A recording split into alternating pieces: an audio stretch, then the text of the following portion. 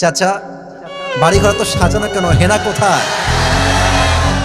একদিন সময় আসবে তোমার জীবনে, হয়তো তুমি এসে বলবা চাচা বাড়িঘর তো সাজানো কেন, হেনা কোথায়? আর চাচা বলবে বাবা হেনার তো বিয়ে হয়ে গেছে, তুমি বাস খাও, তুমি গাঞ্জা খেয়ে ঘুরে বেড়াও। এটা আমি তোমাদেরকে মন প্রাণ থেকে বলছি যুবক ভাইরা, অলওয়েজ মাথায় রাখবা, পুরুষ মানুষ যতদিন টাকা কামাই করতে পারে সবার কাছে প্রিয় থাকে, আর যেই দিনে টাকা কামাই বন্ধ হয়ে যায় আপন মানুষগুলো সব পর হয়ে যায়।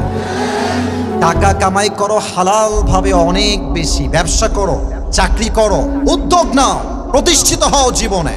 যদি মায়ের কাছে সেরা সন্তান হতে চাও, যদি বাবার কাছে সেরা সন্তান হতে চাও, যদি তুমি তোমার স্ত্রীর কাছে সেরা স্বামী হতে চাও, যদি তুমি তোমার সন্তানের কাছে সবচেয়ে প্রিয় বাবা হতে চাও, তুমি যদি বোনের কাছে সবচেয়ে প্রিয় ভাই হতে চাও, টাকা কামাই করা ছাড়া কোনো গতি নাই যুবক ভাইরা। বলো বলো বলো।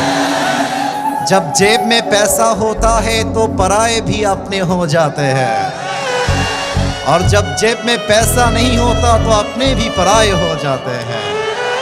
পকেট ভর্তি টাকা থাকলে ভালোবাসার মানুষের কোনো অভাব হয় না বাংলাদেশে, আর পকেট খালি হয়ে গেলে ঘরের আপন বউটাও পর হয়ে যায়। এজন্য আমি মাঝে মাঝে বলি, जब जेब में हो पैसे तो लोग पूछते हैं तुम हो कैसे, और जब तुम हो जाओगे कंगाल कोई पूछने नहीं आएगा तुम्हारा हाल।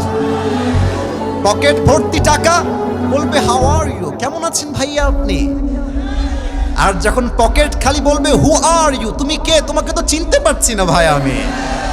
এই পুরো দেশটাই হচ্ছে টাকার খেলা।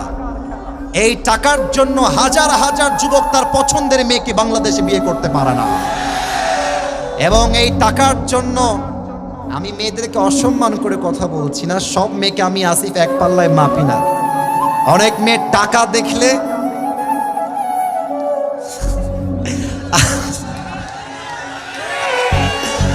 টাকা দেখলে আর সরকারি চাকরি দেখলে টাকলার সঙ্গে বিয়ের পিড়িতে বসে যায় না, এমন মেয়ে তো বাংলাদেশে নাই। আরে নাই, আরে নাই রে ভাই। থাকলে আল্লাহ হেদায়েত দান করুক, পড়েন সবাই আমিন। এজন্য আমি বলি, পকেট শূন্য থাকা অবস্থায় যে আমাকে হালাল ভাবে বিয়ে করতে চাইবে সেই তো আমার ভালোবাসা পাওয়ার যোগ্যতা রাখে, আর যে আমাকে প্রতিষ্ঠিত হওয়ার পরে চাইবে বুঝতে হবে সে আমাকে ভালোবাসে নাই, সে আমার অবস্থানকে ভালোবেসেছে।